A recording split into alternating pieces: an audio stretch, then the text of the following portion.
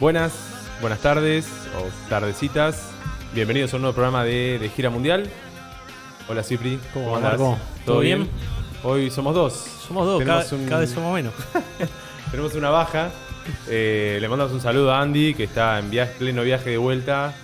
Se tomó ruta. el fin de semana largo. Está muy bien para descansar, cargar energía. Estuvo unos días en la costa, en Mar del Plata, así que nada, le mandamos saludos. Igual participó de la consigna, que un rato lo vamos a decir, así que eso vale, es su aporte por lo menos. Exacto. Para el día de hoy, ¿no? ¿Qué tal el fin de largo? Bien. Muy tranquilo. ¿Descansando? Hice un culto al ocio como hace rato que no hacía.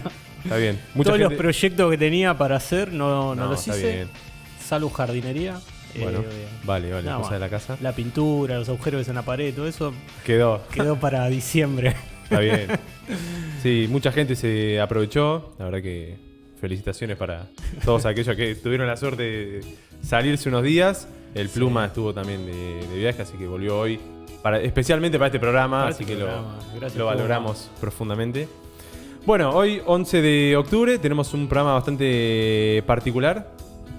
Tenemos en la primera parte, ya en unos minutos, una entrevista, una charla con Marco Terrucci. Marco Terrucci, que es sociólogo, que es periodista, cronista, bueno, una persona que tiene bastante trabajo y que difunde mucho sus opiniones, sus artículos, así que va a estar bastante interesante para charlar sobre la situación de América Latina en vísperas del 12 de octubre. Ahora vamos a mencionar algo al respecto. Y después en la segunda parte, como siempre, la sección del medio, algunos datos, algunas efemérides, y en base a esa efeméride sale la consigna de esta semana, del programa del día de hoy, que ya lo decimos porque ya está en las redes, sí, así que hacer. Ya pueden responder, varios estuvieron respondiendo, tienen 45 minutos, una hora como mucho para decidirse si es que todavía no lo tienen. Que la consigna, no sé si la querés decir vos. ¿Cuál es tu política argentino-argentina favorito del siglo XX? O puede ser el que consideres más influyente. Por ahí no es tu favorito, pero te parece clave. Puede estar justificado, última decir. Puede estar justificado. Tal, por tal cuestión. Exactamente. Cortito no, porque en la respuesta a los mensajes de Instagram no. También pueden comentar por YouTube. Pueden comentar por YouTube, por Twitch, por donde estén viendo. Y bueno, después vamos a decir por qué elegimos esa consigna. Pero vayan pensándola. Pues es difícil aparte, ¿eh? Es difícil. Yo la estoy pensando todavía. Lo voy a cerrar en un rato. Se va a picar. Va a aparecer la famosa grieta. Va a haber de todo. Hubo respuestas de todo tipo. Sí, no sé, Pluma, si no te habíamos comentado la. Bueno, pensar. ¿Cuál es o cuál fue tu política favorita argentina del siglo XX? O sea, probablemente ya debe estar muerto si es del siglo XX, así que. No, bueno. No. Digo. Digo. Después. Por ahí, década del 90. Bueno. Hay algunos que murieron, otros que no. Bueno, claro. Solá, por ejemplo, sigue vigente. Claro. Si alguien dije Felipe Solá. Hay que ver si es de los más importantes. No creo, pero no sé, bueno. Debe ser un primo o algo, un pariente. Pero bueno, hoy es un fin de semana largo por que mañana es 12 de octubre, se conmemora el Día de la Diversidad Cultural, ¿no? Si no recuerdo mal, el nombre oficial. Sí. Cuando nosotros éramos chicos se llamaba el Día de la Raza. Día de la Raza. Menos mal que se lo cambiaron porque la verdad que era bastante feo. Y hoy vamos a hablar un buen rato de la situación de América Latina, hacer por ahí si nos da para hacer un recorrido histórico de algunas cuestiones. Partiendo de esta idea, ¿no? Del 12 de octubre. ¿Tenés alguna... no sé, ¿qué significa para vos el 12 de octubre? ¿Por qué es un hecho que hay que recordar? ¿Cómo habría que recordarlo? ¿Tenés alguna opinión sobre eso para empezar a charlar estos minutos? Qué aprieto el que me pusiste, Marco. No, bueno. Sí, se me ocurre... a mí la primera cosa que se me viene a la cabeza es, fue una catástrofe para mí, pensándolo, ¿no? Desde una óptica americana, desde quienes estaban habitando el continente previo a la llegada de los españoles y de los europeos en general. Y a mí siempre se me despierta la pregunta es de qué hubiese pasado. No sé si no hubiesen llegado, porque tarde o temprano eso iba a pasar. Pero sí, no sé, pienso en las grandes civilizaciones en Mesoamérica o mismo en América del Sur, si hubiesen tenido unos años más de changüí en su desarrollo, ¿no? Grandes imperios, grandes civilizaciones con muchísimo desarrollo en muchos aspectos, y bueno, que fue truncado ahí en pleno florecer, si se quiere, bueno, con la llegada de los europeos y todo el genocidio que significó. A mí, así que no, lo primero que se me ocurre es eso, ¿no? Siempre se me plantea esa pregunta de qué hubiese pasado si. Pero bueno, es imposible responderlo, ¿no? No, pero bueno, es una cuestión interesante teniendo en cuenta que era una época en la cual había... Bueno, el Imperio Maya ya en ese momento ya estaba en decadencia, pero el Azteca, el Imperio Inca, claro, en América del Sur tenían una efervescencia, digamos, un predominio, una extensión territorial bastante importante. A mí lo que me queda también como hecho para pensar sobre la fecha es que, si se quiere, ese hecho, el del 12 de octubre, o bueno, en realidad todo lo que pasó después, ¿no? Más que el hecho de la llegada de los barcos de Colón a América, marcó, si se quiere, un quiebre en cuanto a lo que es el comercio internacional. Sí. Y lo que, si se quiere, en cierta medida termina condicionando a América Latina hasta la actualidad de ser el proveedor, en cierta medida, de ciertos recursos, de cierta materia prima, y de ser, a fin de cuentas, una región, si se quiere, subordinada o periférica dentro del, no sé, llamémoslo el capitalismo mundial, las relaciones comerciales internacionales, o como lo querramos definir. Sí, y sin duda nunca hay que perder de vista que el capitalismo como sistema productivo fue gracias a América, ¿no? Por todo el saqueo que, sobre todo de oro y de plata, ¿no? De recursos mineros que ocurrió en nuestra tierra. Sí, sí, buena parte de la riqueza de algunos países europeos, sin duda, bueno, parte del oro de las iglesias españolas incluso está, digamos, sí, heredada de ese momento. Viene de ahí. No sé, Pluma, si vos querés comentar qué es para vos el 12 de octubre para sumarte y ser 3. No, mis primeras participaciones como organizar cosas de pibe eran alrededor del 12 de octubre, muy con Galeano, las venas abiertas y toda esa onda. Así que más que nada fue como puerta de entrada en realidad el 12 de octubre y esa discusión a la política o a la idea de la izquierda. Pero hoy ya, antes era más crítico con que haya sido muy inhumano, ahora bueno, obvio también, pero en un punto igual era como necesario económicamente para Europa, para el desarrollo de... No sé, como que lo veo inevitable, con los métodos de ese momento, claro, pero conquistar medio mundo más para el mercado y todo eso. No, sí, digamos que... Creo que el diálogo era bastante difícil para ese momento, claro, y no era una práctica muy habitual, y más entre dos sectores de la población mundial que seguramente ni se entendían, ¿no? Pero bueno, invitamos también a quienes nos estén escuchando que puedan participar en YouTube, en Twitch, o si nos quieren escribir a nosotros por nuestra cuenta, que no sea audio obviamente, pues no vamos a escuchar, si es escrito, lo podemos ver, para sumarnos también, además de la consigna, que eso ya de por sí tiene su propia historia en nuestro Instagram, @d.gira.mundial, a sumarse a, bueno, pensar también colectivamente esto de qué significa el 12 de octubre, por qué hay que recordarlo, si quieren, también, o si quieren, no sé, recordarse que algún acto escolar que les parecía medio nefasto, como solían ser las de esta fecha, bueno, también, ¿por qué no? Bienvenidos sean. Exacto. ¿Viste el partido ayer? Cambiando de tema, ¿no? Vi un ratito, no llegué a ver todo, vi un rato el segundo tiempo, a full con la escaloneta.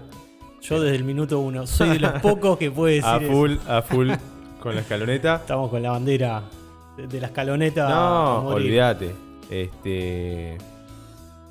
Sí. No, muy bueno la gente, la verdad que por lo que vi, el rato que vi, se veía una... No sé si decir una alegría en la gente, pero... un lindo partido. Claro, una cuestión de... volvió a disfrutar un partido de la selección. Disfrute que hacía muchos años me parece que no sucedía y que... Venimos en buena racha.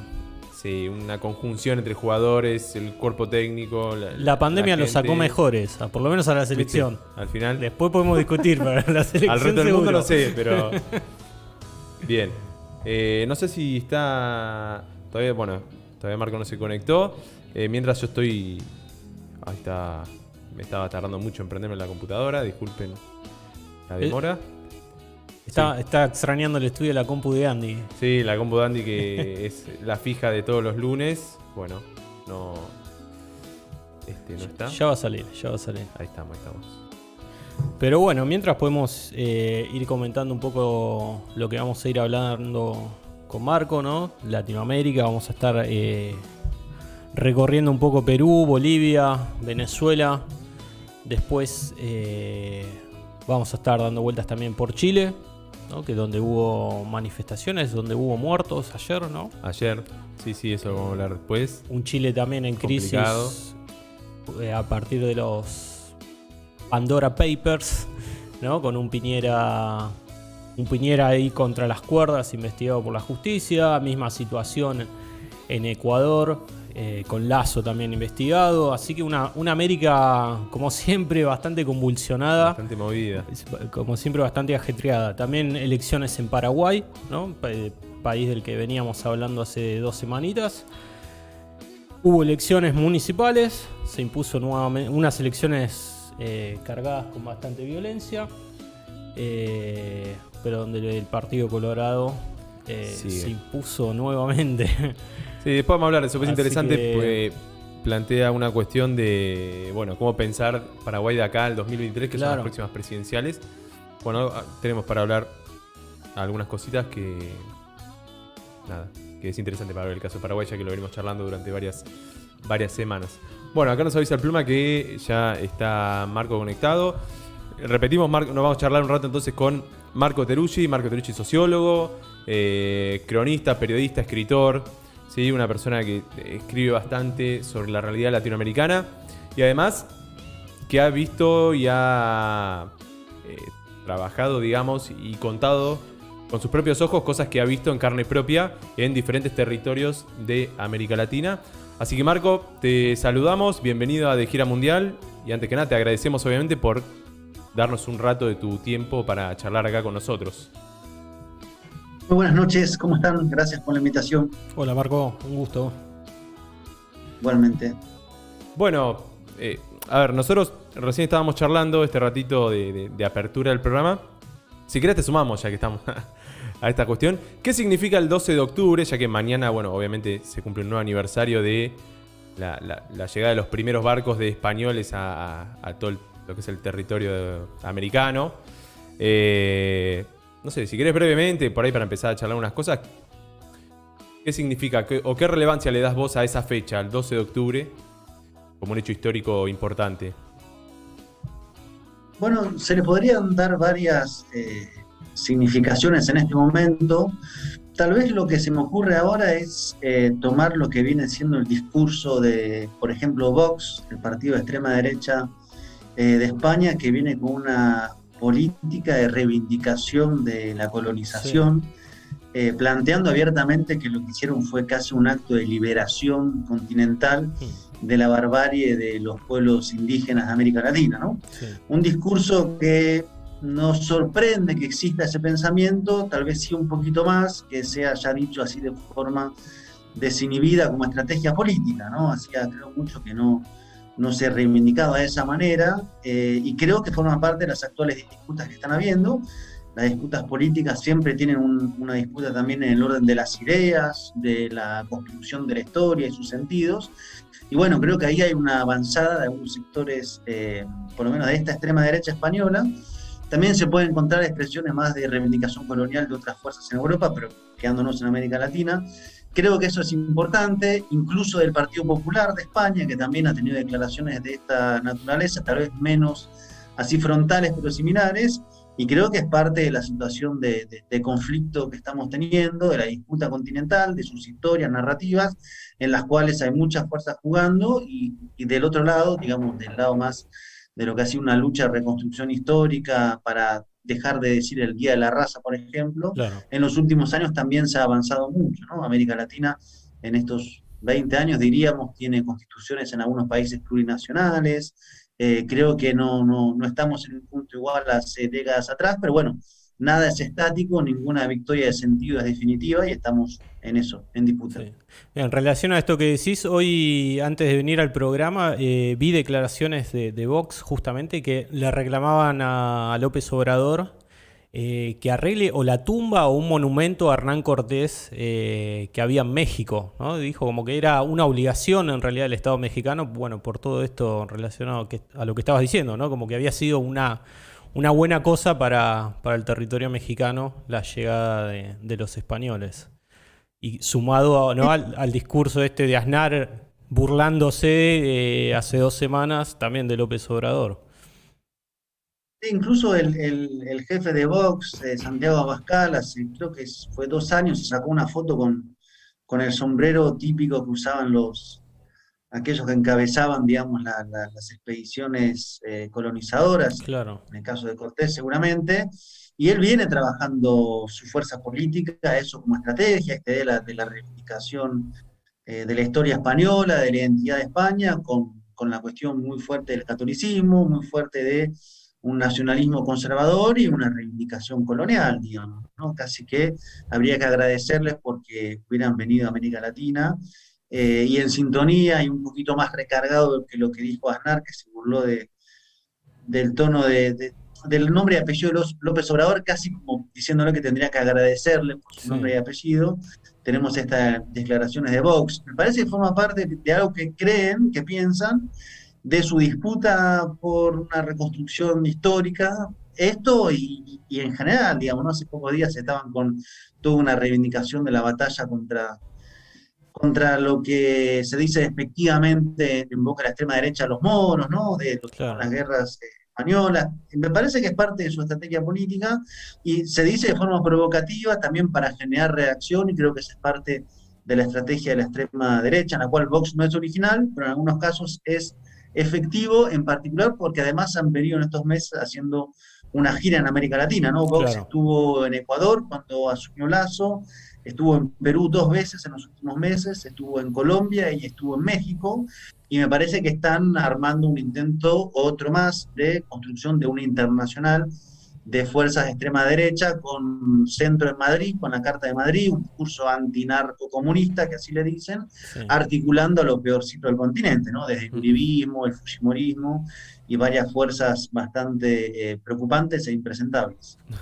Sí, es tremendo esto, porque además estamos en un proceso de, si se quiere, de aumento de las tensiones, en el sentido de que, bueno, de principio de siglo había una tendencia muy marcada hacia los procesos de integración, si se quiere, autonomistas de los países de América Latina, con un discurso bastante más justamente latinoamericanista en este sentido.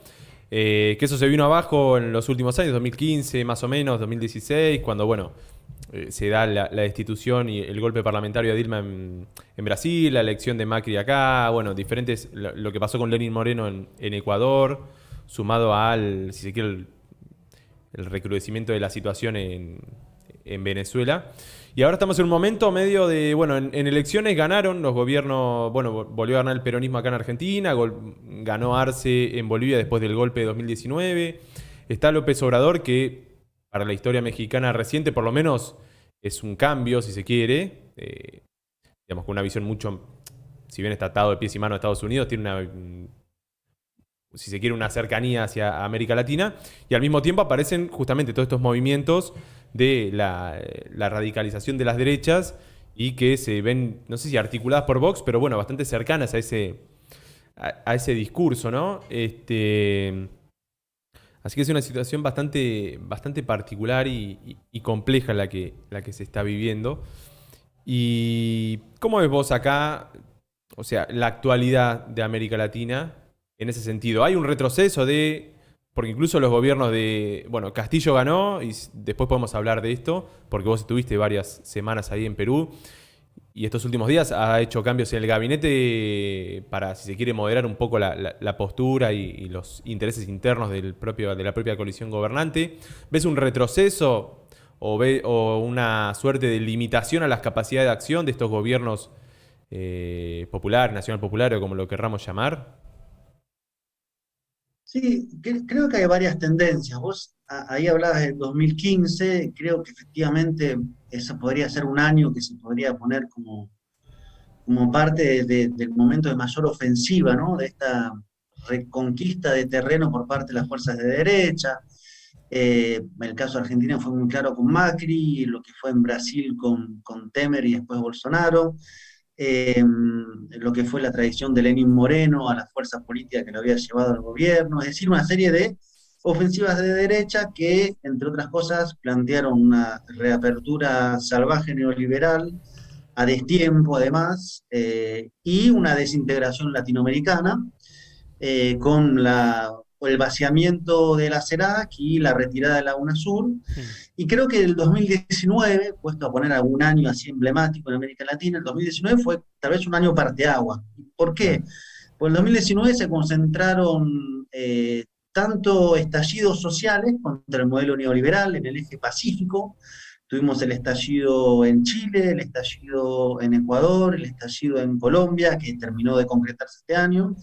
Pero además de eso tuvimos también el golpe de Estado en Bolivia, la conformación de un gobierno paralelo en Venezuela y la victoria de Alberto Fernández en Argentina. O sea, fue un año donde se vio una situación de gran disputa en América Latina, con estallidos, golpes, radicalización de derechas, impugnación al neoliberalismo, victorias en las urnas, y ahí dio cuenta, me parece, un poco de un continente en disputa, que no es nuevo, ¿no? Pero en disputa en un sentido donde hay como inestabilidad o dificultad para que una de las fuerzas o de las corrientes logre como realmente estabilidad, ¿no? Y creo que ese es esta vez un punto central, y estamos en ese momento, ¿no?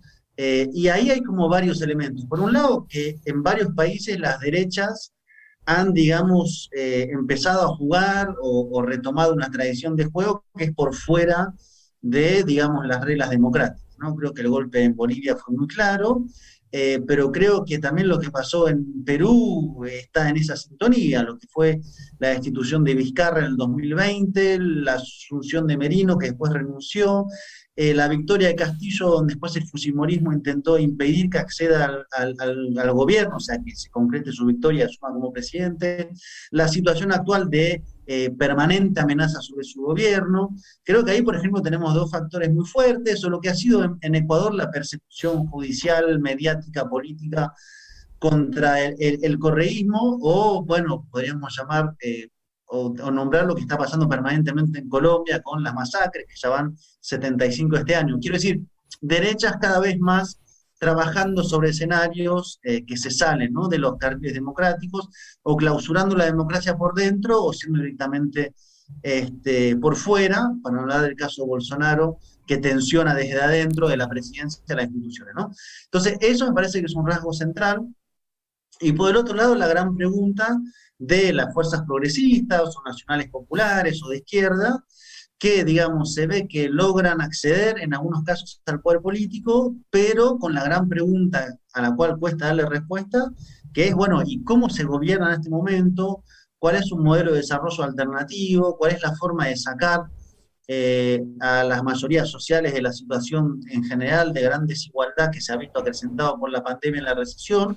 Y ahí está tal vez el punto crítico, ¿no? ¿Cuál es el modelo alternativo? ¿Cómo se rompe esta sociedad excluyente? Que es una pregunta que está en Argentina, que es una pregunta que la tiene Pedro Castillo en Perú, que es una pregunta que la tendrá Boric si gana en Chile, que es una pregunta que la tendrá Petro si gana en Colombia el año que viene, o la tendrá Lula si gana en Brasil el año que viene. Pero me parece que nadie tiene una respuesta que diga es por acá, ¿no? Entonces hay un ensayo más, a mi modo de ver, marcado por preguntas que por certezas de por dónde es, ¿no? Entonces creo que estamos en esa situación de continente marcado, y cierro con esto, por la gran incertidumbre mundial, global en todo caso, que se vio, digamos, agrandada o catapultada por la pandemia y todo lo que eso conllevó, digamos, ¿no? Consecuencias que aún estamos viendo algunos de sus primeros rasgos. Bien, y... No sé si quieres decir algo vos. No, en esto... No, me resulta interesante esto de la incertidumbre, ¿no? Y de que ninguno de los dos, si se quiere, para reducirlo a bandos, digamos, logra terminar de estabilizarse, y que está marcando como un ritmo muy vertiginoso en América. Para mí lo de Perú es como muy notorio, ¿no? Recién vamos, ¿cuánto? 2 meses y medio de de gobierno y ya está cambiando todo el gabinete nuevamente. Y pensaba también en Bolivia, por ejemplo. Venimos de todo un proceso de golpe de Estado.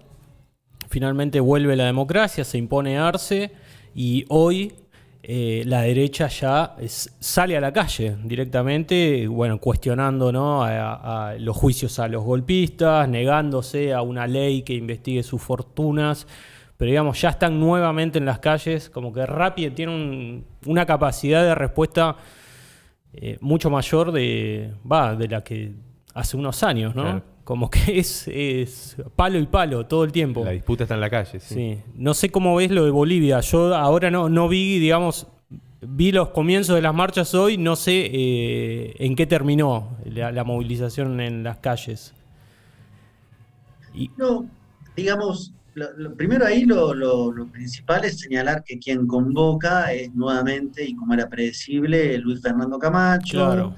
Que es el que condujo la escalada callejera del golpe del 2019, que es Santa Cruz, que es el Eje de Oriente, que es el Comité Cívico. Claro, son los comités cívicos ahí de Santa Cruz los que convocaron. Claro, ese es el foco principal. Desde ahí, si se quiere, si uno ve un mapa de Bolivia, Santa Cruz es el oriente, Cochabamba es el centro, La Paz es el occidente, ¿no? La Paz es el centro de poder político. Cuando fue el golpe del 2019... el recorrido de la fuerza que encabezó ese proceso golpista fue de Santa Cruz, pasando por Cochabamba hasta desembocar en La Paz. Ese fue el eje, ¿no? Y nuevamente el foco está en el punto original, que es Santa Cruz, que es el Comité Cívico, que es una serie de empresarios, de actores muy conservadores, que vuelve a plantear esta idea de los bloqueos, los cortes de ruta, una escalada de confrontación callejera contra el gobierno. Hasta el momento, por lo que se vio hoy, no tiene la fuerza que tal vez imaginaban. En todo caso, creo que ya, digamos, dieron luz verde a que van a empezar nuevamente, o por lo menos intentar, un proceso de escalada. Ahí, digamos, la gran pregunta es qué se hace en ese contexto, ¿no? ¿Qué se hace políticamente? ¿Qué se hace con la figura de Camacho, que además es gobernador, digamos? Estaba claro que él iba a volver a Santa Cruz, que era difícil digamos, un proceso judicial contra él, que de hecho está muy en duda que se pueda avanzar, porque es una figura con un poder fáctico muy concreto, digamos, y estaba claro que iba a relanzar algún tipo de ofensiva de esta naturaleza. Me llama la atención que Carlos Mesa apoyó el llamado al bloqueo, a los cortes de ruta. Digo, me llama la atención porque en el sentido no de que me sorprenda, pero sí que hay que prestar atención de cuántos actores respaldan una nueva escalada, y hay que ver la fortaleza que tiene el MAS, los movimientos sociales, que también volvieron a movilizarse anoche, hoy, en defensa de la democracia, del gobierno. En todo caso, creo que hay una derecha ahí en Bolivia que después del golpe del 2019, que tiene antecedentes con el golpe de intento del 2018, deja claro que va a seguir intentando por todos los caminos electorales, los caminos de intento de conformación de mayorías sociales, que por ejemplo la tienen en Santa Cruz, pero también los intentos callejeros, que no solamente es los bloqueos, lo que se ve superficialmente, sino que también son las estructuras callejeras que ellos tienen, ¿no? La resistencia de la juventud de Santa Cruz, la resistencia de Cochabamba, que son estructuras civiles armadas, que es bastante complejo porque se vio en el 2019 cómo eso se activaba con mucha violencia, persiguiendo a militantes del MAS, incluso hasta las casas, y cómo eso en el 2020, bajo el gobierno de facto, fue fortalecido, ¿no? En ese caso por Murillo, Arturo Murillo, que era el ministro del Interior, que, digamos, dotó a eso de armamento, de motos, y bueno, Arturo Murillo, de hecho, es el que más coordina con Vox de España, ¿no? Para cerrar el círculo. Entonces, eso está ahí latente. La pregunta es, ¿cuáles son las reglas del juego? Jugamos en democracia, pero con actores que están siempre buscando un atajo por la vía no democrática. ¿Cómo se estabiliza un sistema político con eso? ¿Cómo se construye democracia en ese marco? Me parece que es la pregunta principal. Claro. Y las Fuerzas Armadas y las Fuerzas de Seguridad de Bolivia, bueno, jugaron, ¿no? Mostraron para qué lado jugaron en el golpe de Estado. Eso, hoy, ¿se reformaron esas fuerzas armadas y de seguridad? ¿O hipotéticamente, digamos, en una nueva escalada jugarían contra Arce y contra el MAS nuevamente? No sé qué pensás. O es una pregunta. Ha habido un recambio, claro. Ha habido un recambio. Algunas de los dirigentes de las cúpulas han enfrentado arrestos y procesos por sus responsabilidades en las masacres, por ejemplo. la desencata o la desacaba. Claro. Pero ahí me parece que hay una gran pregunta. Primero hay un gran balance que hacer, que es por qué el proceso de cambio no logró esa modificación. Digo, Claro. se había construido una escuela de formación de nuevo tipo, incluso estaba en Santa Cruz, de la oficialidad de las Fuerzas Armadas, y evidentemente ahí no se logró, digamos. Entonces, hay que ver, desconozco lo fino internamente cómo está ese proceso de reinstitucionalización, pero creo que es eso, volver a darle el cauce institucional a las fuerzas policiales y militares, y luego, digamos, ver qué capacidad tiene de conformación de un volumen tal los sectores golpistas para efectivamente avanzar en eso. No es tan sencillo reunir todos los elementos Sí. necesarios para desembocar en un golpe de Estado, digamos. Y lo pienso y hago un puente con lo que pasó en Perú en el mes de junio, ¿no? Que era cuando Castillo ganó la segunda vuelta y el fujimorismo intentaba, digamos, impedir que asuma la presidencia. Ahí se vio claramente que no es matemático conseguir el No, volumen claro. político de cara a dar un golpe, digamos. Ujú. Tenían que tener fuerza callejera, que la tenían relativamente, tenían que poner en jaque las instituciones democráticas, el poder electoral logró sostenerse un poco, el judicial también, el legislativo con toda la fragilidad que tiene, tenían que tener un apoyo de la Fuerza Armada que no lograron concretar, solo ex militares, por lo menos públicamente, tenían que tener un apoyo internacional que no lo lograron, ni siquiera la OEA, o sea, el Departamento de Estado los apoyó, y eso fue un dato central, o sea, lanzar un golpe de Estado y que tenga efectivamente el destino que se propone no es sencillo, digamos, ¿no? Y Perú fue la demostración de que, aunque parezca que hay condiciones, no es automático que se logre. Entonces, esperemos que en Bolivia se haya, digamos, restablecido sobre todo los diálogos con los numerosos actores económicos, políticos, de poder fáctico, para, digamos, impedir que eso tome mayor volumen, digamos. Ahí siempre está el fantasma del separatismo, Evo estaba denunciando sobre eso. Vamos a ver, yo creo que estamos en ese momento de las derechas y lo importante es lograr hacer que se mantenga siempre el conflicto político en las vías democráticas. Lo que pasa es que hay sectores que no están dispuestos a ir por esa vía, y después, como siempre, hay que preguntarse hasta qué punto la actual administración, o no solamente la administración, digamos, los actores de poder estadounidense apoyan o no apoyan este tipo de estrategia, en qué Claro. momento, en qué país, con qué actores. Digo, en el caso de Perú, podrían haber apoyado tal vez un proceso para impedir una victoria de Pedro Castillo. El problema es que eso significaba apoyar a Keiko Fujimori, que es un actor de la política muy deslegitimado, poco fiable, muy corrupto. Entonces, digo, son muchos elementos siempre que se ponen en marcha en escenarios que cuando ocurren son al límite y en general bastante rápidos. Ujú. ¿Sabes qué te quería preguntar? Vos viviste varios años en Venezuela. Y Venezuela obviamente es el tema, me parece, parteagua de muchas de las discusiones de la vida política latinoamericana. Y me gustaría como separarlo en dos planos, ¿no? Por un lado, si querés, podemos charlar de la cuestión más a nivel gubernamental, sobre todo teniendo en cuenta lo que se viene ahora con las elecciones de fin de año, con el proceso de negociación que hay entre sectores del gobierno de Maduro y sectores de una oposición dividida pero unificada para negociar. Y por otro lado, lo que más puntualmente me interesa, porque es además material de uno de tus últimos libros, que es Mañana será historia, Diario Urgente de Venezuela, es cómo es la vida dentro de los sectores, sobre todo popular, de Venezuela, ¿no? Porque uno, obviamente, si se deja ver por las noticias o por las imágenes más difundidas, digamos, por los grandes medios de comunicación, obviamente Venezuela es el infierno en la tierra, ¿no? Digamos, nadie podría salir de esa imagen.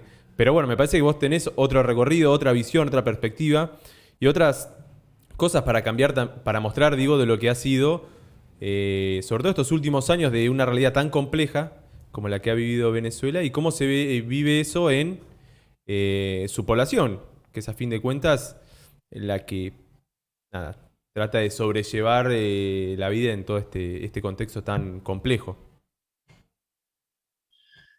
Vamos por parte entonces. Bueno, en primer lugar, digamos, situar lo que está pasando ahora. El 21 de noviembre va a haber elecciones a gobernadores y alcaldías. Y pensemos que hace un poquito menos de 2 años, 2020, no, más de 2 años, perdón, casi 3, Guaidó se autoproclamaba presidente, ¿no? Claro. El 23 de enero del 2019. Y lo que ha pasado es que en ese proceso, bueno, hubo la escalada de Guaidó, el error de cálculo de quienes lo apoyaron, que pensaron que iban a poder derrocar a Maduro de forma muy rápida y no funcionó. Diferentes intentos de golpe en el camino, el 30 de abril de 2019, la operación Gedón en el 2020, y finalmente en ese proceso de pérdida de fuerza de ese sector de la oposición pasó lo predecible en el caso venezolano, que es que la oposición empezó a fragmentarse y subfragmentarse, y la mayoría de la fuerza finalmente dijeron que la salida era volver a participar de las elecciones, digamos, ¿no? Claro.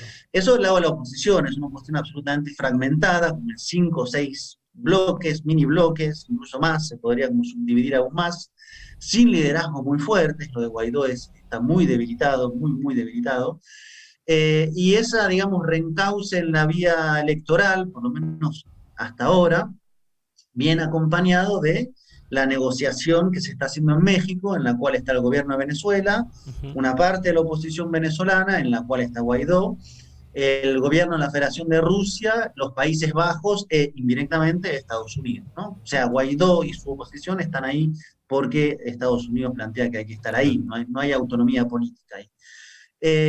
Y ahí se está hablando, digamos, varios temas de negociaciones. Uno de ellos fue que efectivamente se participe en las elecciones de noviembre, y otro tiene que ver del lado del gobierno, que se levante el bloqueo, se flexibilice el bloqueo, y del lado de Guaidó, Estados Unidos, tiene que ver con que se adelante elecciones presidenciales, entre otras cosas, ¿no? Eso hay que ver si se avanza en la cuestión bloqueo-elecciones.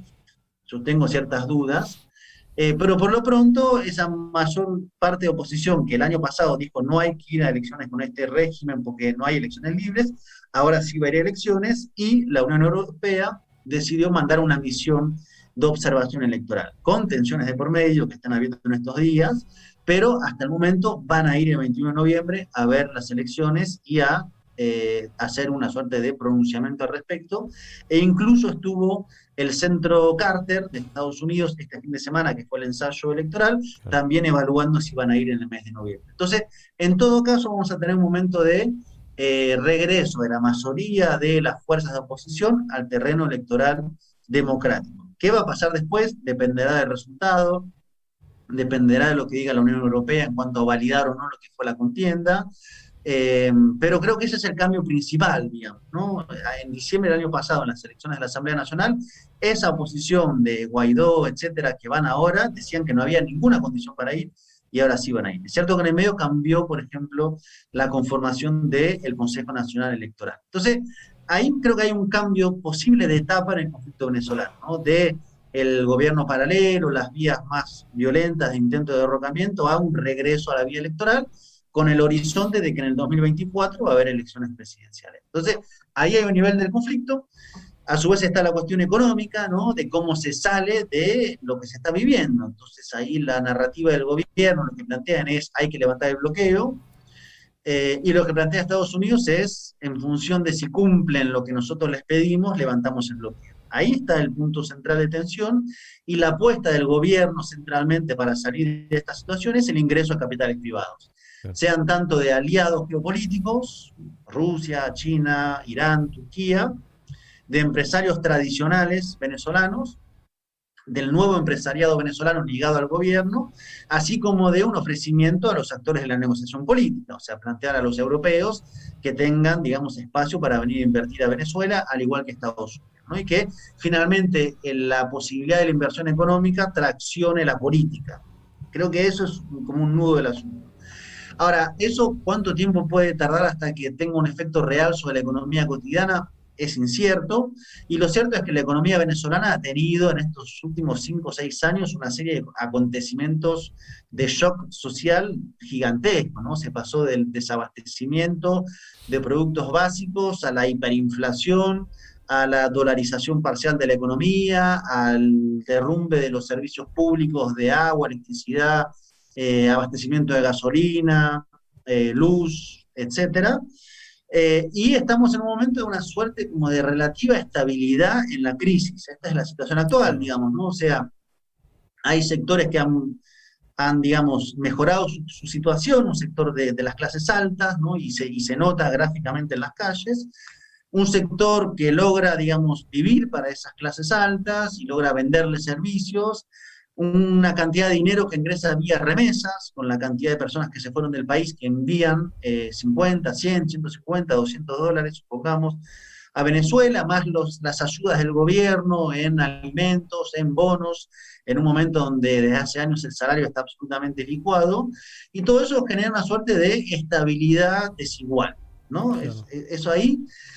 Y en los sectores populares tenemos un elemento, yendo a la pregunta concreta, que es la cuestión de que el chavismo, entre otras cosas, significó un gran tejido de organización popular, social, a la vez que de identidad política con el chavismo. Entonces yo creo que hoy en Venezuela hay, no sé, 20, 25% de un chavismo duro, de una base social, que entre otras características tiene la de estar, en términos generales, fuertemente organizada, en el partido, en el consejo comunal, en la comuna, en el comité local de abastecimiento y producción, en la milicia, pero está, y está, digamos, luego de tanto tiempo y dificultades, dispuesto a seguir defendiendo el proceso político.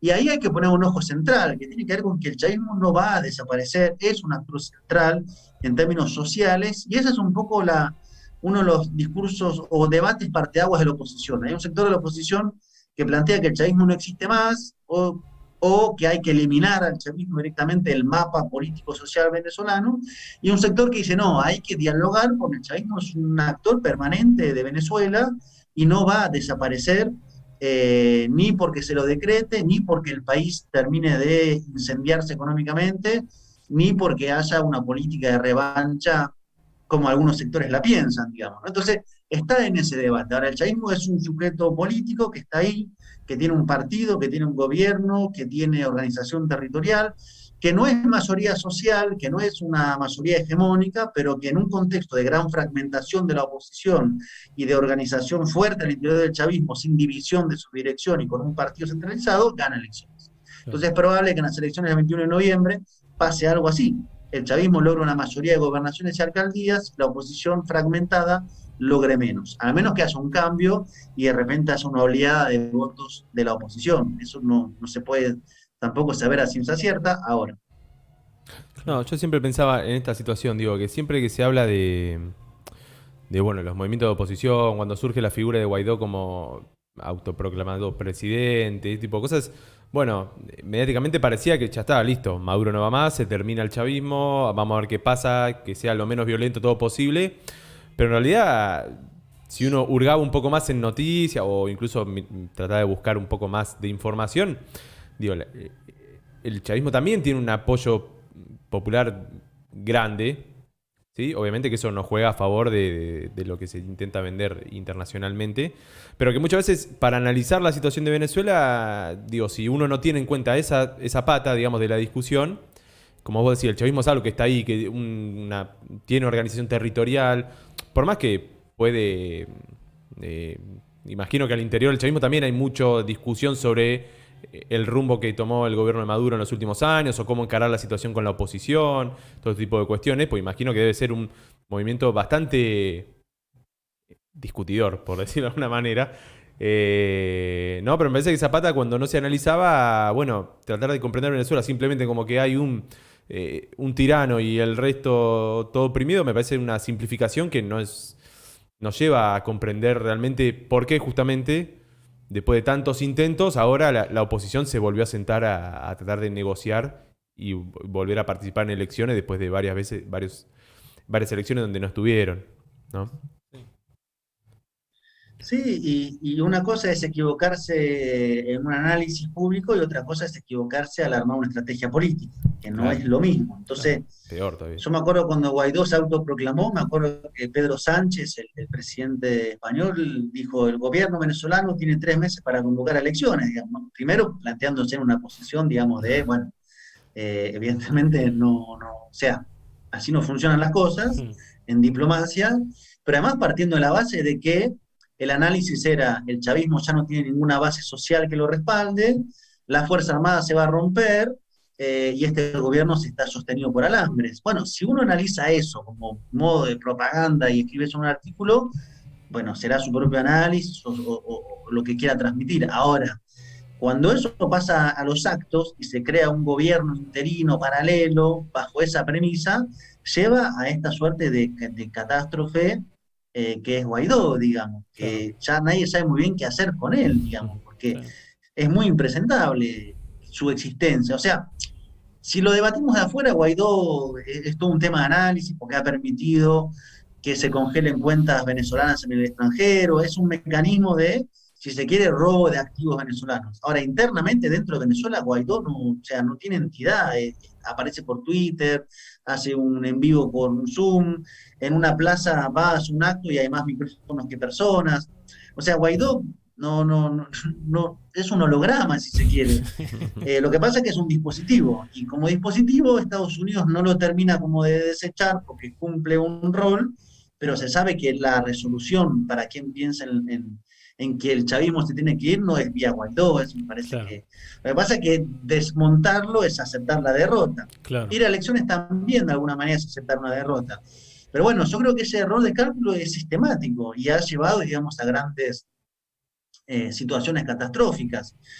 Entonces yo creo que si uno tuviera que medir de alguna manera lo que pasa, hay como dos niveles del análisis. Uno en términos políticos. Es innegable que el chavismo en términos políticos logró mantenerse en el poder político y al menos que haya un escenario de violencia aún mayor de los que ya han habido, es poco probable que el chavismo se vaya del poder político antes de lo que indique una elección, en el caso de que la pierda, digamos.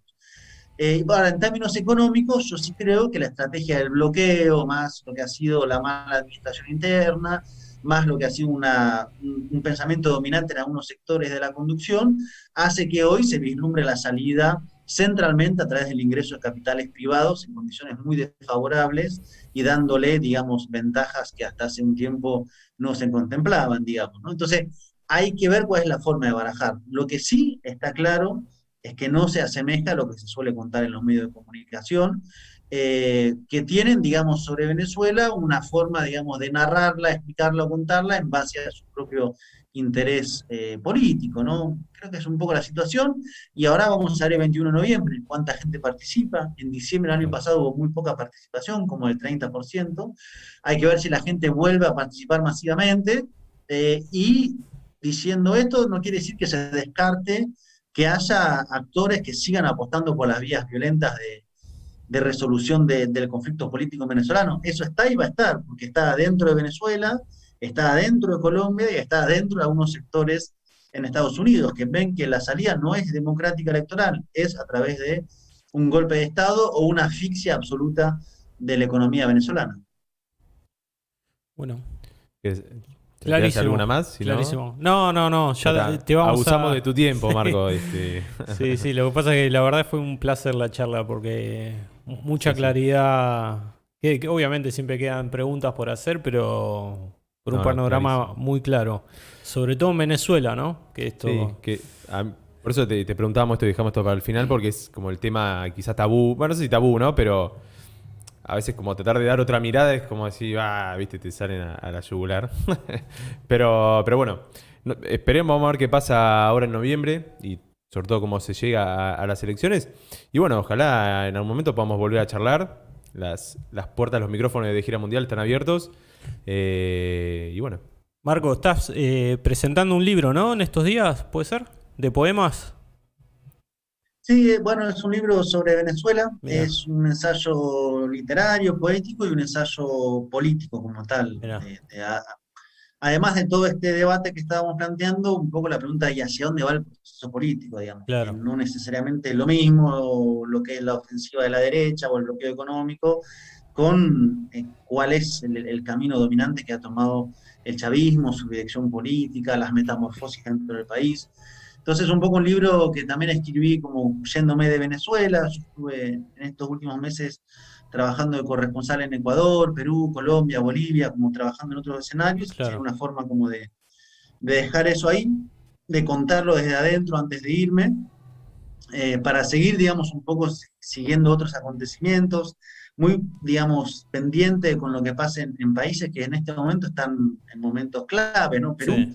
por lo que es una derecha muy complicada, muy conservadora, y la ofensiva sobre el gobierno de Castillo, que a su vez es un gobierno múltiple, con el Partido Perú Libre, con la figura de Castillo. Castillo no es del partido, con el sector del magisterio, que es la base más fuerte de respaldo de Castillo, con los aliados políticos, por ejemplo, de Nuevo Perú, de Verónica Mendoza. Ahí hay un tema que va a estar, me parece, muy fuerte sobre la mesa.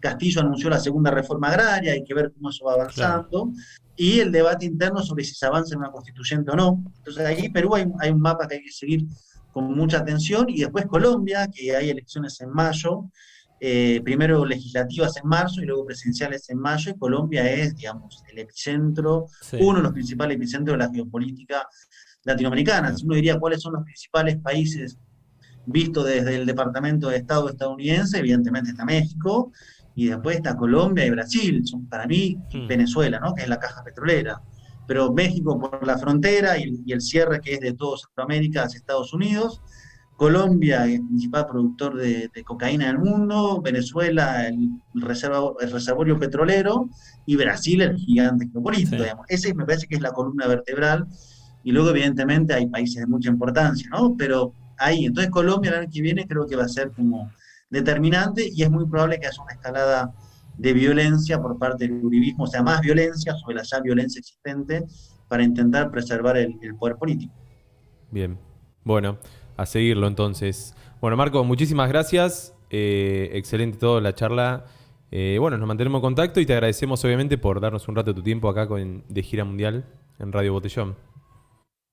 A la orden, cuando quieran. Bueno, un abrazo, un abrazo gracias. grande, gracias. Un gusto.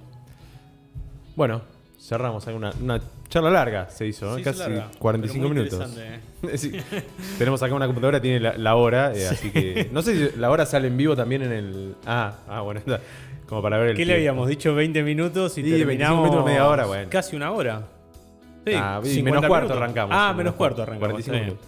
Bueno, está bien, pero ameritado me parece que estuvo más que interesante. Excelente. Si alguien quiere comentar algo sobre la charla, los comentarios de YouTube y de Twitch están abiertos. Y ahora nos vamos a una tanda. Vamos a un descanso. Vamos a un descanso. Al entretiempo. Sí. ¿Tenemos algún tema? Calle 13, Latinoamérica. Un clásico. Un clásico. Clásico de la efervescencia latinoamericana del principio de la década pasada, ¿no?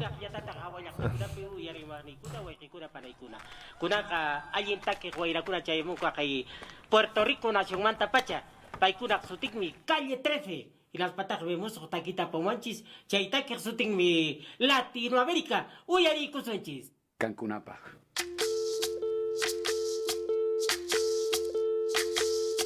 Soy lo que dejaron, soy toda la sobra de lo que se robaron. Un pueblo escondido en la cima, mi piel es de cuero, por eso aguanta cualquier clima. Soy una fábrica de humo, mano de obra campesina para tu consumo. Frente de frío en el medio del verano, el amor en los tiempos del cólera, mi hermano. El sol que nace y el día que muere, con los mejores atardeceres. Soy el desarrollo en carne viva, un discurso político sin saliva. Las caras más bonitas que he conocido, soy la fotografía de un desaparecido. La sangre dentro de tus venas, soy un pedazo de tierra que vale la pena una canasta con frijoles. Soy Maradona contra Inglaterra, anotándote 2 goles. Soy lo que sostiene mi bandera, la espina dorsal del planeta en mis cordilleras. Soy lo que me enseñó mi padre, el que no quiere a su patria, no quiere a su madre. Soy América Latina, un pueblo sin pierna pero que camina. Oye, tú no puedes comprar al viento, tú no puedes comprar al sol, tú no puedes comprar la lluvia, tú no puedes comprar el calor, tú no puedes comprar las nubes, tú no puedes comprar los colores, tú no puedes comprar mi alegría, tú no puedes comprar mis dolores, tú no puedes comprar al viento, tú no puedes comprar al sol, tú no puedes comprar la lluvia, tú no puedes comprar el calor, tú no puedes comprar las nubes, tú no puedes comprar los colores, tú no puedes comprar mi alegría, tú no puedes comprar mis dolores. tengo los lagos, tengo los ríos, tengo mis dientes pa' cuando me sonrío, la nieve que maquilla mis montañas, tengo el sol que me seca y la lluvia que me baña, un desierto embriagado con peyote, un trago de pulque para cantar con los coyotes, todo lo que necesito. Tengo a mis pulmones respirando azul clarito, la altura que sofoca Soy las muelas de mi boca, mascando coca. El otoño con sus hojas desmayadas, los versos escritos bajo la noche estrellada. Una viña repleta de uva, un cañaveral bajo el sol en Cuba. Soy el mar Caribe que vigila las casitas, haciendo rituales de agua bendita. El viento que peina mi cabello. Soy todos los santos que cuelgan de mi cuello. El jugo de mi lucha no es artificial, porque el abono de mi tierra es natural. Tú no puedes comprar el viento, tú no puedes comprar el sol, tú no puedes comprar la lluvia, tú no puedes comprar el calor, tú no puedes comprar las nubes, tú no puedes comprar los colores, tú no puedes comprar mi alegría, tú no puedes comprar mis dolores. Não se pode comprar o vento, não se pode comprar o sol, não se pode comprar a chuva, não se pode comprar o calor, não se pode comprar as nuvens, não se pode comprar as cores, não se pode comprar minha alegria, não se pode comprar minhas dores. Não puedes comprar el sol, no puedes comprar la lluvia. Y no amor, no pranto y nado. Vamos dibujando el sol. No puedes comprar mi vida. No se vende. Trabajo bruto, pero con orgullo. Aquí se comparte, lo mío es tuyo. Este pueblo no se ahoga con marullo, y si se derrumba, yo lo reconstruyo. Tampoco pestañeo cuando te miro, para que te recuerdes de mi apellido. La operación Cóndor invadiendo mi nido. Perdono, pero nunca olvido. Oye, Vamos caminando, aquí se respira lucha. Vamos caminando, yo canto porque se escucha. Vamos voces de desahogo. Vamos caminando, aquí estamos de pie. ¡Que viva la América!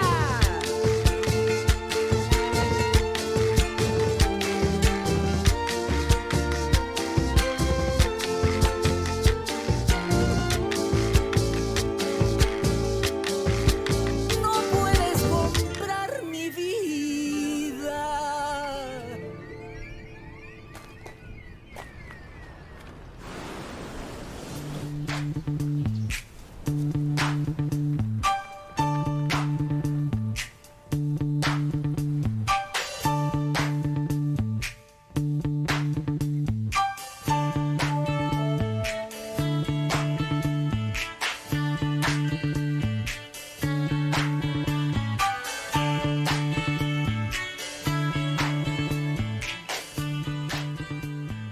Bueno, segundo bloque. Segundo bloque. de Dos al Mundial. medio. Dos al medio. Cada vez menos. Ya cuando quede uno solo. Esto es tipo el juego del calamar, ¿viste? Vamos Claro. quedando en el camino. Bueno, tenemos. Yo traje un dato. Siempre tiene unas estadísticas. Perdón, unas efemérides. No sé, efemérides. Que es a partir de lo cual va a salir la consigna. Así que arranco yo para hacerlo cortito y darte el espacio. El pie. Así es. Mi dato es que han habido 10 detenidos, 18 heridos y un muerto, una muerta en realidad, ayer en una serie de movilizaciones que se dieron en la capital de Chile, en Santiago. Una manifestación de las comunidades mapuches, que tenía como nombre la Marcha por la Resistencia Mapuche y Autonomía de los Pueblos, que estaba en sintonía con la fecha.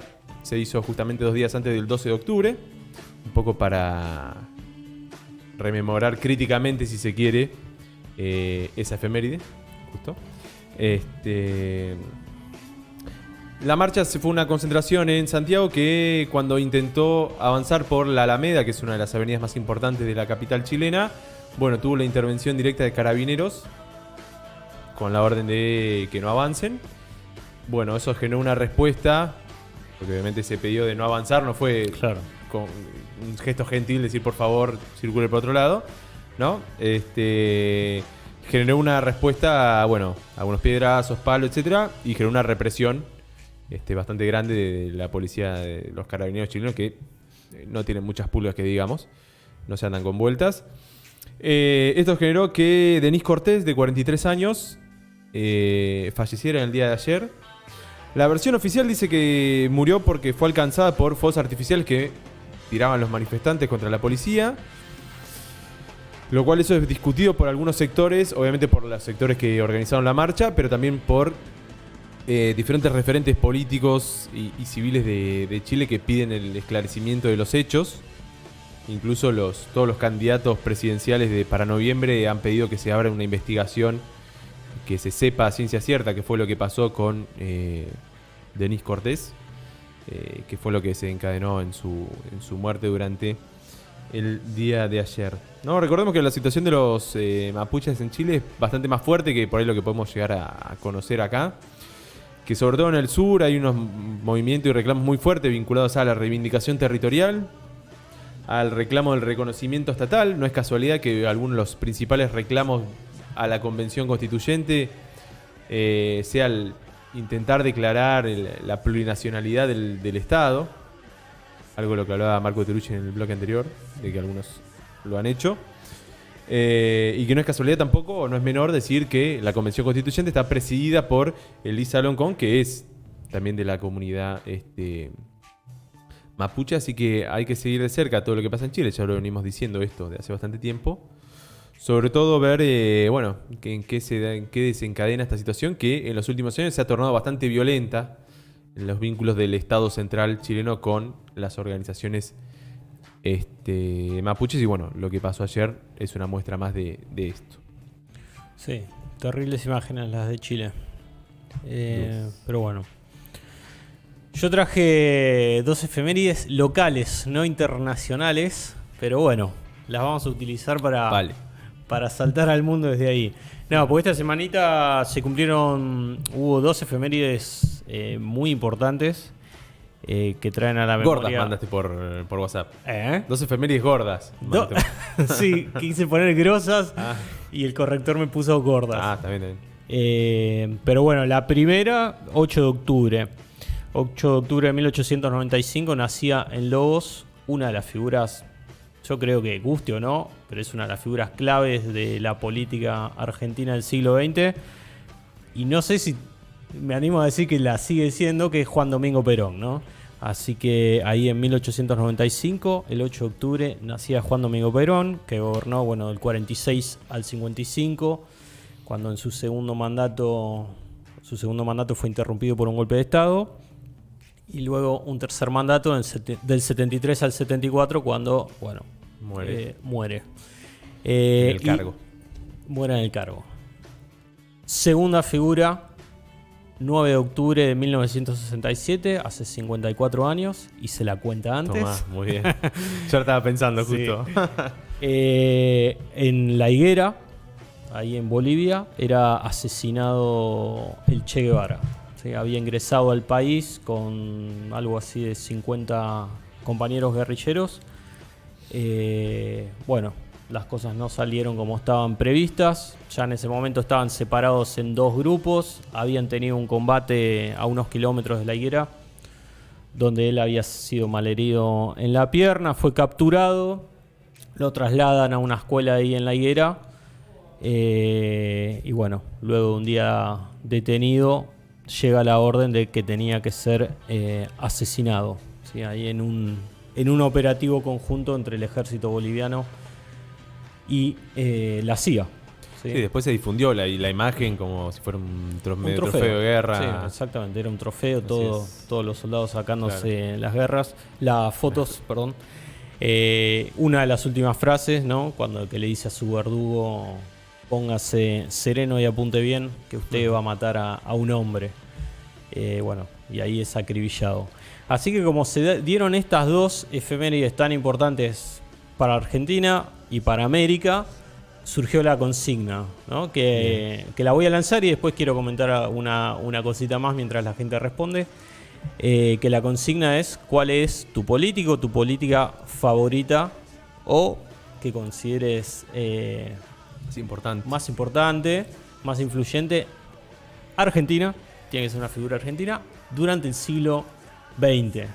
Ahora me vas a contestar, pero relacionado al Che Guevara, justo hoy empezó el juicio por el derrocamiento y el asesinato de quien era considerado el Che Guevara africano, Tomás Sankara, quien gobernó Burkina Faso entre el año 83 y el 87. Es quien fue él quien le puso el nombre Burkina Faso, que significa país de hombres íntegros, reemplazando el nombre que tenía cuando eran colonia de Francia.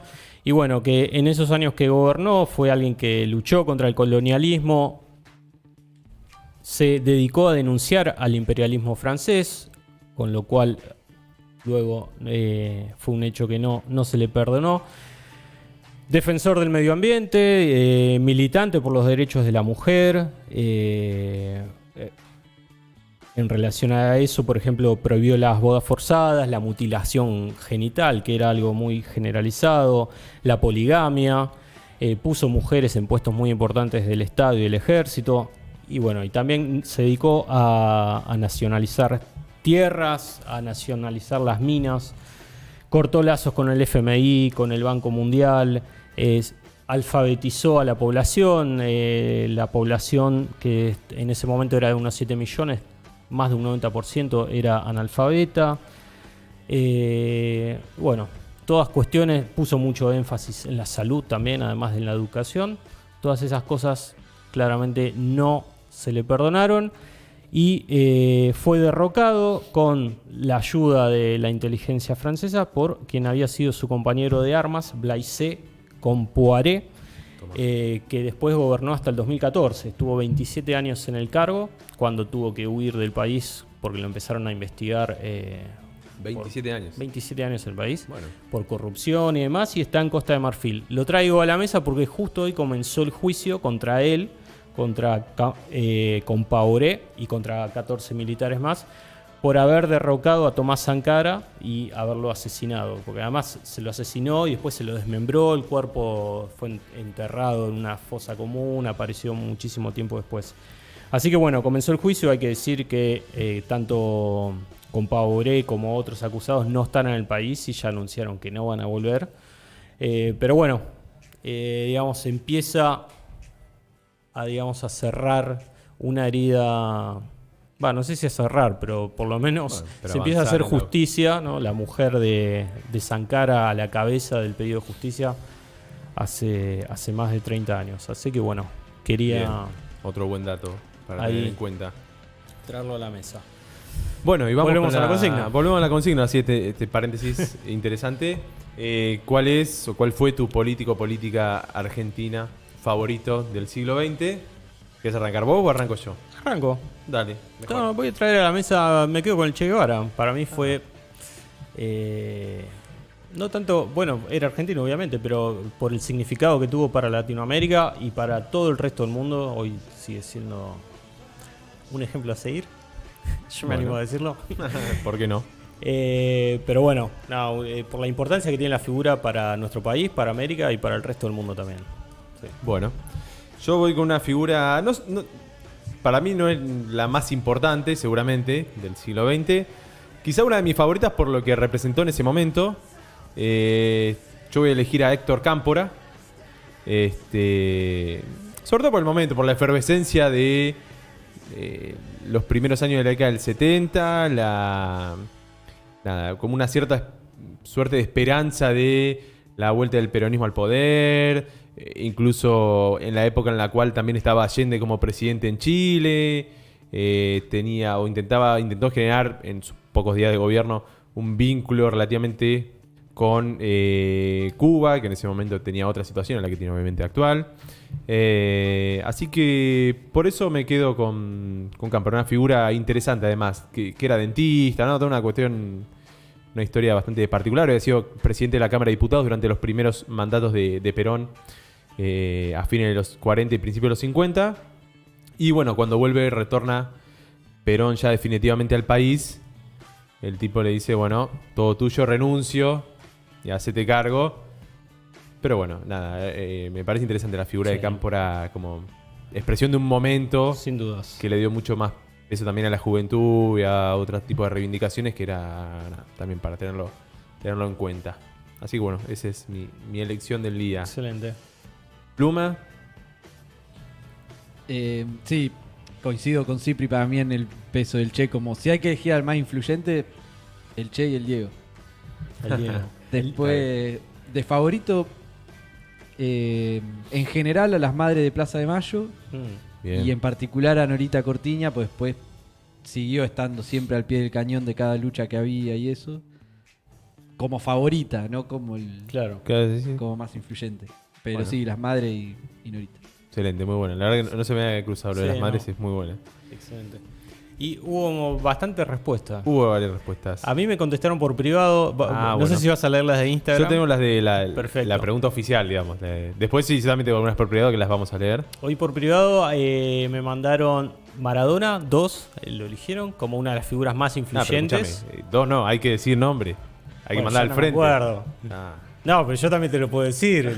Levanto esa bandera. No, está bien, pero te decís quién. No importa, para que se sientan parte del programa. Nos olvidemos de decirle la consigna a Marco, ya que. Ah, bueno. ¿Lo podemos llamar? No.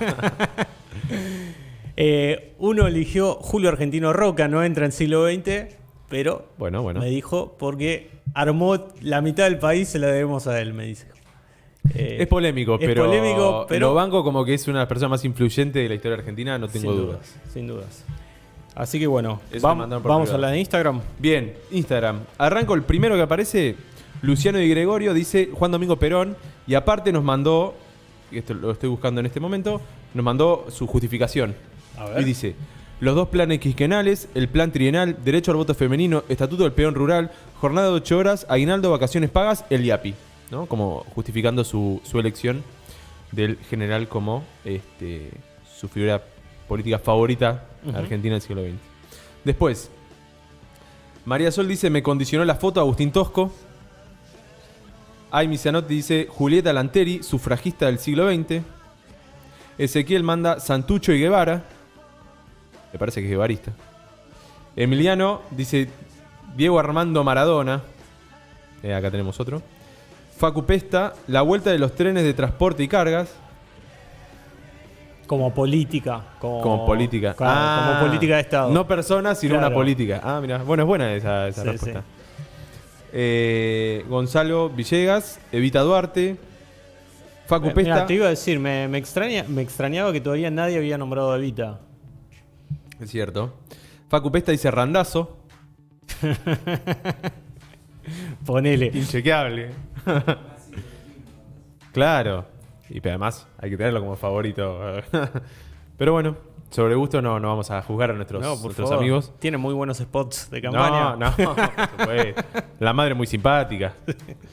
Después, Claudia dice Eva Duarte. Pato Raimundo dice Carlos I. Supongo que habla de algún presidente de la década de los 90. Clau Lechner dice Arturo Ilia. Justo Arias hace su podio. Perón, Jaureche, Irigoyen. Juan Oare dice Tete Guevara. ¿Será el Che o algún otro Guevara que le dicen Tete? Algún jugador de fútbol. Capaz.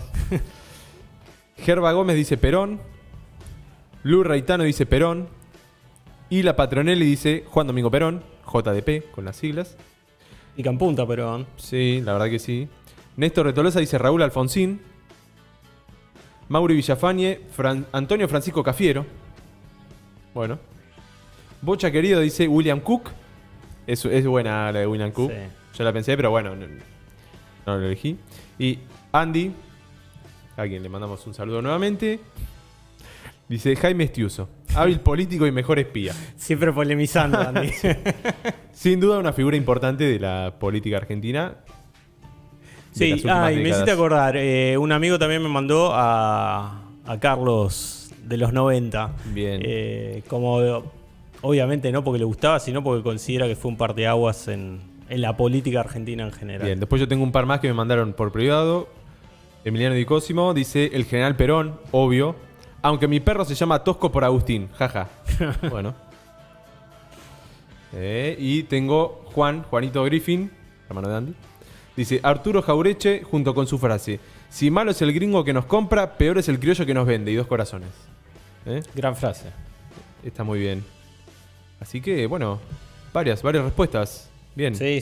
Diverso. Picó. Tenemos, creo que, un público mayoritariamente peronista, no sé por qué. Y O quizás parece. es realmente la figura más influyente, por lo menos desde mitad del siglo XX en adelante, seguro. Sí, sin dudas. A ver, quería ver si en YouTube había algo.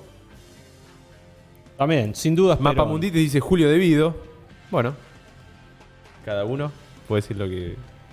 Tiene el lugar abierto para comentar lo que quiera. Y acá algo que quedó del bloque anterior. Jorge Pedalino dice: hola muchachos, sin dudas Perón, vinculado a la consigna. Y el 12 de octubre pasó. El tema es cómo nos pega, como contó Cipriano. Adelante. Bueno, Ahí bien. va. Gracias Jorge por la participación. Así que bueno, esa fue la consigna de hoy. El político argentino favorito. Bien, variado, interesante. Variado. Estuvo lindo. Bueno, hacemos un picadito antes del cierre. Y nos vamos de jirafa estos No, minutos. 10 claro, minutitos, no. nos quedan, un poco 10 menos. minutitos. ¿Querés que arranque yo con algo, si querés? No, por ahí nombro dos cositas chiquititas, Dale. muy relacionadas a temas que venimos siguiendo y que estuvimos charlando con nuestros entrevistados. Primero, lo que está pasando en Líbano. Me acordé, hoy vi la noticia, me acordé de la charla con Said Chaya, Ajá. que ¿cuándo fue? ¿Hace un mes y medio? Que Y ahora un mes, sí. que nos Poco decía, más de bueno, un mes y medio. él no, bueno, Saludo grande, Said, ojalá no sí, esté viendo. Ojalá. Que nos hablaba, ¿no?, de la situación catastrófica del país y nos decía esto va para peor. Y Líbano, bueno, estuvo 2 días sin energía eléctrica en todo el país. Hoy volvió la energía eléctrica, pero entró en una nueva crisis. A nosotros nos toca de cerca un corralito. La gente no tuvo acceso a sus ahorros, bancos cerrados. Así que bueno, volvieron las protestas a Líbano. Mucho enojo en las calles. Hay que ver cómo sigue. Y otra noticia que estuvo circulando también en esta semana y relacionada a lo que hablábamos la semana pasada con Flor Grillo, cuando hablaba de la crisis que está ocurriendo en los procesos de integración, y ella hablaba específicamente de la Unión Europea, las consecuencias que podía tener el Brexit y demás. Bueno, ahora se entra en una nueva crisis a partir de lo que está sucediendo en Polonia, porque la justicia del país, la justicia polaca, puso límites en la jurisdicción del Tribunal de Justicia de la Unión Europea. Dijo, Claro. bueno, no, ya no aceptamos que estén por encima de, digamos, la justicia comunitaria no puede estar más por sobre la justicia nacional. Ahí está uno de los grandes ejes de la discusión de todos los estados nacionales con Exactamente. la Unión Europea, es hasta dónde ceden su soberanía o parte de sus propias decisiones a los organismos supranacionales, ¿no? A los órganos europeos. Exactamente, así que bueno, un tema a seguir, porque está como muy abierto, no se sabe qué va a pasar, nadie espera que Polonia corte de manera abrupta con la Unión Europea, sobre todo por un tema de recursos económicos, pero sí hay un ascenso de la derecha nacionalista en Polonia, así que bueno, esto que pasó es Es un importante llamado de atención, por lo menos. y hay que ver cómo progresa. Bien. Yo quería mencionar un par de cosas. Primero lo de Paraguay, que lo mencionamos al principio del programa. Hubo elecciones locales, municipales, el domingo, ayer, 10 de octubre. En términos generales, el partido más votado es el Partido Colorado, que es algo que se repite en las últimas décadas en la historia de Paraguay. En general, los grandes municipios fueron retenidos por sus intendentes, fueron reelectos, ¿sí? Por ejemplo, en el caso de Asunción, Oscar Rodríguez, miembro del Partido Colorado, pero miembro del Partido Colorado, digamos, de la línea de Horacio Cartes, Claro. que como nos contaba Julieta Edubán la semana pasada, no la anterior, hace 2 semanas, Hace 2 semanas. hay una interna ahí en el Partido Colorado y que esa interna un poco se va a terminar dirimiendo previo a las elecciones del 2023, que es digamos, a donde se apunta de acá en adelante. Tengamos en cuenta que esta elección iba a estar muy marcada, si se quiere, o se había instalado mediáticamente en la discusión pública de que iba a ser una especie de evaluación del gobierno hasta ahora, teniendo en cuenta que el gobierno de Marito de Abdo Benítez había sido bastante cuestionado por su manejo de la pandemia, por la cuestión de las vacunas, bueno, por todo lo que nos contó Julieta cuando charlamos hace 2 semanas atrás. Ujú. Entonces, bueno, pero a pesar de todo esto, salió airoso, si se quiere. Airoso. Airoso. Sí, como se diga. Salió con buen aire, digamos. Respirando profundo. Claro.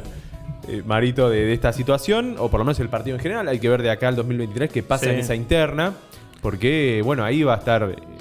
digamos, los partidos, el resto de los partidos, el principal partido de oposición, que es el Partido Liberal Radical Autónomo, PLRA, tiene peso, tiene algunos municipios, por ejemplo, mantuvo Presidente Franco, que es uno de los municipios más grandes del país, pero no llega a conformarse como una fuerza nacional capaz de disputarle el poder al Partido Colorado. Incluso la última vez que hubo un presidente del Partido Liberal fue cuando ese año, digamos, de la destitución de Lugo hasta las elecciones de 2013, porque el Partido Liberal aceptó ir atrás de Lugo porque no tenía un candidato propio que tuviera peso para ir a una elección nacional.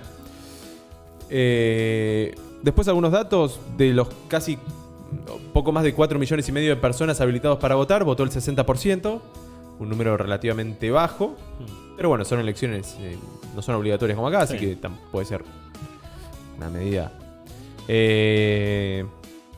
Hubo, por primera vez se utilizaron las máquinas de votación, lo cual es un dato a tener en cuenta, lo cual también generaba mucha especulación antes sobre cómo iba a ser el conteo, cómo se iba a dar la votación, si iban a funcionar, si no iban a funcionar. Bueno, se instalaron 15.139 máquinas en 1.135 locales de votación, en casi 12.000 mesas, donde votó toda la población de Paraguay. Y otra cuestión importante, que quizá no llegamos a desarrollar antes, pero que vale la pena mencionar, es que la campaña en los últimos meses estuvo muy marcada por hechos de violencia, ¿no? Algo que mencionaba Marco Teruggi vinculado a lo que puede llegar a suceder en Colombia estos próximos meses. En Colombia, en una escala mucho menor, en Paraguay, en una escala mucho menor, se dieron algunos hechos bastante complicados, ¿no? Varios candidatos a concejales, por ejemplo, fueron asesinados en hechos sospechosos, por lo menos, dudosos. No aclarados. Sí, muertes no aclaradas. Hubo ataques a locales partidarios, hubo ataques en caravanas de campaña, en acto de campaña. Incluso la hija del gobernador de Amambay, que es uno de los de las gobernaciones más grandes de Paraguay, de 21 años, o sea, que prácticamente no tenía mucho que ver, digamos, con la discusión política en el país o en la gobernación, fue asesinada por un ataque de sicarios en Pedro Juan Caballero, una de las zonas más complicadas en tema de seguridad, es justo la frontera en el nordeste de Paraguay con Brasil. Así que bueno, es una situación poco clara y que también hay muchas denuncias incluso de que se esclarezcan estos hechos, porque si esto se recrudece de acá a los próximos meses, nadie sabe en qué puede llegar a concluir y cómo seguir esta cuestión, ¿no? Exacto. Así que bueno, esa es la situación de Paraguay. Y después, por ahí por lo menos por mi parte, lo último que tenía para comentar es que la semana pasada, el 8, que fue el viernes, viajó el canciller argentino Santiago Cafiero, el reciente canciller. Viajó a Brasilia en un viaje medio urgente. Viajó con Matías Culfas, el ministro de Desarrollo Productivo. Estuvo acompañado por Daniel Scioli, embajador en Brasil, y por Cecilia Todesca, que ahora asumió el cargo de las relaciones económicas dentro de Cancillería. Creo que es secretaria de Relaciones Económicas Internacionales, algo así es el cargo formalmente. Y tuvo una reunión con Carlos Franca, que es el canciller brasileño, ¿no? Digamos, recordemos que Argentina y Brasil, o para Argentina en realidad Brasil es un socio fundamental en toda su estructura de la política exterior.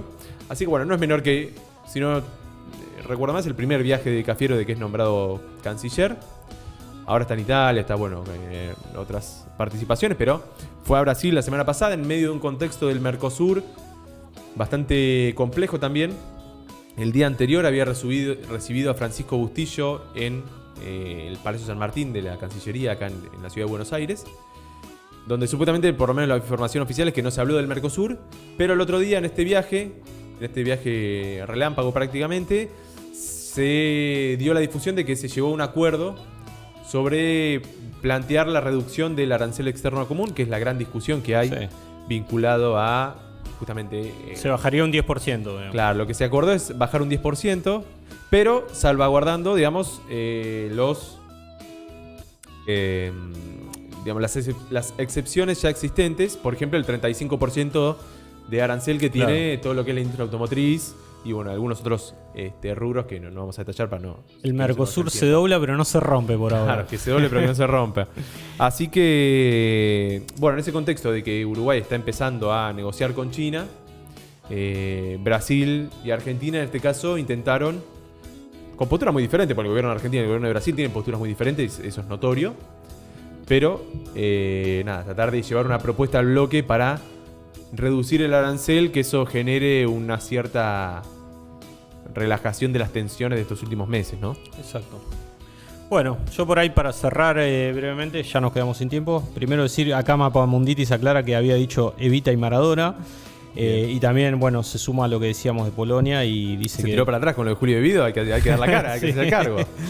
Y dice, se está debatiendo el Polexit en Polonia ahora, bueno, un poco lo que decíamos. Y por ahí un tema que podemos desarrollar de mejor manera el lunes que viene, pero son las tensiones que se están dando en la región, lo que se conoce como el Indo-Pacífico, ahí en lo que es el mar meridional de China, el mar del sur de China, todo un territorio que también toca a Vietnam, Filipinas, Malasia y Taiwán. Nosotros ya veníamos hablando del acuerdo del AUKUS, ¿no? Este acuerdo militar de Estados Unidos con Australia, un poco para hacer cercar a China y hacer de contención, que también trajo muchas tensiones con Francia. Hubo en la semana pasada ejercicios militares conjuntos entre el Reino Unido, Japón y Estados Unidos con portaaviones cerca de Taiwán. Se suma que China violó el espacio aéreo de Taiwán con más de 150, 180 aviones. Eso fue estos días, ¿no? Fue en estos días. Y todo en el marco de que se conmemoró en el día de ayer, ¿no? 10 de octubre, el final de la dinastía imperial china. Hay que recordar que en Taiwán están los que pertenecían al ejército nacionalista, en la China continental el ejército, la facción comunista, pero la China continental nunca dejó de reclamar a Taiwán como parte de su territorio. Y ahora se está dando una escalada en las tensiones con estos ejercicios militares conjuntos, con China violando el espacio aéreo de Taiwán. Y ayer se vieron discursos bastante picantes. Xi Jinping dijo que se puede y se va a conseguir la reunificación del país. Taiwán es autónoma desde 1949, pero bueno, Xi Jinping dijo de manera pacífica, pero vamos a conseguir la reunificación del país. Del lado de Taiwán, la presidenta Tsai Ing-wen dijo que su país no se va a doblegará y que va a defender a su gobierno, y dijo que nadie los va a poder forzar a seguir el camino que China ha dispuesto para nosotros. Así que bueno, un tema para seguir, porque viene, bueno, hay toda una cuestión comercial también, ¿no? De las nuevas rutas comerciales que se están abriendo ahí a seguir. Así que bueno, ¿cerramos por hoy? Cerramos por hoy. La próxima volveremos con Andy. Esperemos que no se vaya. Y veremos si tenemos entrevistas, si no tenemos entrevista. Estén atentos a las redes, que ahí subiremos las novedades. Un gusto. Y bueno, será hasta el lunes que viene. Pluma. Gracias, Pluma, por todo. Gracias, gente. Buena semana. Nos estamos viendo. Hasta luego.